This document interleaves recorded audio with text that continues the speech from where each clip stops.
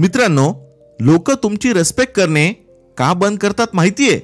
जर तुम्हाला वाटत असेल की ज्या आदर सन्मानासाठी तुम्ही पात्र आहात आणि तो तुम्हाला मिळत नसेल तर त्याचे काय कारण आहे? आजच्या व्हिडिओमध्ये आपण त्या सवयी बघणार आहोत ज्यामुळे व्यक्ती त्याने कमावलेली रिस्पेक्ट पूर्णपणे गमावून बसते. चला तर मग सुरू करूयात. मित्रांनो, 2009 साली बॉलिवूडमध्ये एक जबरदस्त चित्रपट रिलीज झाला होता. या चित्रपटामध्ये दोन अशी पात्र होती जी प्रचंड मेहनती होती, आपले ध्येय प्राप्त करण्यासाठी फोकस्ड होती आणि ती खूप शिस्तबद्ध सुद्धा होती. पण गंमत ही आहे की भलेही ही पात्र खूप मेहनती, फोकस्ड आणि शिस्तबद्ध होती, पण वास्तविक आयुष्यामध्ये अशा लोकांना कोणच रिस्पेक्ट देत नाही. ह्या दोन्ही पात्रांकडून आपण हे शिकू शकतो की रिस्पेक्ट मिळवण्यासाठी फक्त फोकस्ड आणि शिस्तबद्ध असणे गरजेचे नाही. जर तुमची वागणूक चांगली नसेल आणि तुमच्या सवयी चुकीच्या असतील तर लोक तुम्हाला रिस्पेक्ट देणार नाही. या चित्रपटाचे नाव होते 3 इडियट्स आणि त्या दोन पात्रांची नावे होती डॉक्टर वीरू सहस्त्रबुद्धे आणि चतुर रामलिंगम. आता बघूया ती पहिली सवय ज्यामुळे लोक तुमचा रिस्पेक्ट करत नाही. जास्त प्रमाणात बडाया मारणे. मित्रांनो, हा सीन तुम्हाला माहितीच असेल. यामध्ये चतुर त्याने आयुष्यात मिळवलेल्या यशाबद्दल नुसता बडाया मारत सुटलाय. आपण आयुष्यात जर काही मोठे केले, चांगले यश मिळवले तर त्याच्याबद्दल अभिमान असणे, त्याच्याबद्दल आनंदी होणे साहजिक आहे आणि तो आनंद मित्र परिवाराबरोबर शेअर करणे काहीच वाईट नाही. पण ह्या गोष्टीची सवय लावून घेणे चुकीचे आहे.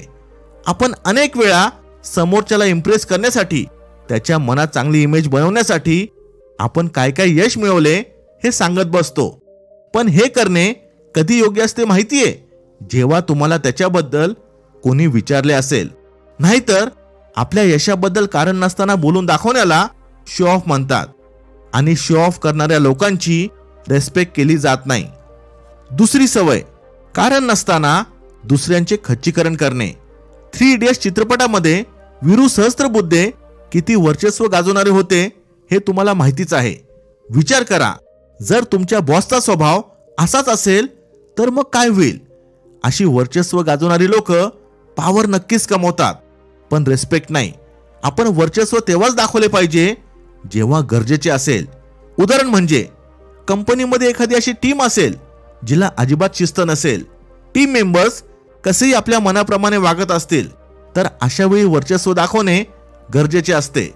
पण कारण नसताना तुम्ही लोकांवर वर्चस्व गाजवत असाल तर अशाने तुम्हाला कोणीच मान सन्मान देणार नाही. कारण ह्या जगात कोणालाच ऑर्डर दिलेली आवडत नाही. प्रत्येकाला स्वतंत्रपणे काम करायला आवडते.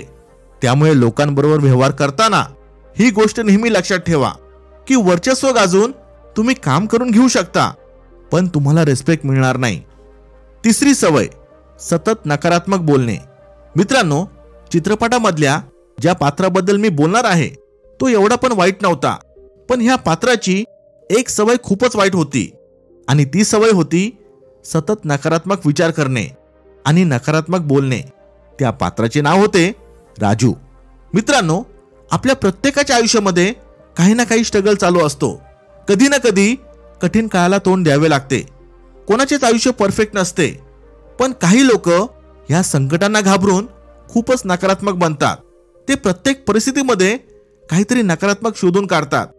अशा लोकांबरोबर तुम्हाला जास्त वेळ बोलायला आवडणार नाही.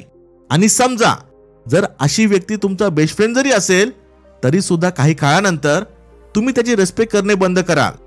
आता आपण काही अशा गोष्टींबद्दल बोलूया ज्यामुळे व्यक्ती आपला रिस्पेक्ट तर गमावते, पण त्या व्यक्तीचे ग्रुपमध्ये बदनाम व्हायचे चान्सेस सुद्धा वाढतात. चौथी सवय, फक्त मदत मागत राहणे पण दुसऱ्यांना थोडीही मदत न करणे. प्रत्येक ग्रुपमध्ये अशी एक तरी व्यक्ती असते जी प्रत्येकाच्या पार्टीमध्ये येते, मस्त खाते पिते, पण अशा लोकांच्या खिशातून दुसऱ्यांसाठी 1 रुपया सुद्धा निघत नाही. ही लोक प्रचंड कंजूस असतात. वास्तवता ही आहे की कोणत्याही नात्यामध्ये जर रिस्पेक्ट कमवायची असेल तर देणं आणि घेणं दोन्ही बरोबर झालं पाहिजे. कारण जर तुम्ही कधी कोणाला काही देणार नाही, कधी कोणाच्या तुम्ही कामी येणार नाही, तर तुम्ही तुमच्या ग्रुपसाठी फक्त एक लायबिलिटी बनून राहाल. रिस्पेक्ट तर लांबच राहिले, पण लोक तुम्हाला नजरअंदाज करायला लागतील. 5वी सवय, लोकांना गरज नसताना सल्ला देणे. कोणत्याही व्यक्तीला सल्ला तेव्हाच दिला पाहिजे जेव्हा तुमच्याकडे कुणी सल्ला मागितला असेल, कारण न मागता दिलेल्या सल्ल्याला काहीच किंमत नसते. याचे कारण तुम्हाला माहितीये का? जेव्हा तुम्ही न मागता कोणाला सल्ला देता तेव्हा असे प्रतीत होते की तुम्ही समोरच्या व्यक्तीचे परीक्षण करत आहात, त्याला जज करत आहात, त्याच्या प्रॉब्लेम्स, त्याच्या समस्येबद्दल तुम्ही जजमेंट दिली आहे. आणि कोणत्याही व्यक्तीला हे अजिबात आवडत नाही की कुणी त्याचे परीक्षण करावे, त्याला जज करावे. त्यामुळे विचारल्याशिवाय कोणालाही सल्ला देऊ नका. मित्रांनो, तुम्हाला जर लोकांच्या नजरेत रेस्पेक्ट गमवायचा नसेल तर ह्या 5 गोष्टी नेहमी लक्षात ठेवा. इथपर्यंत व्हिडिओ पाहत असाल तर लाईक करायला विसरू नका. Thanks for watching. Stay blessed.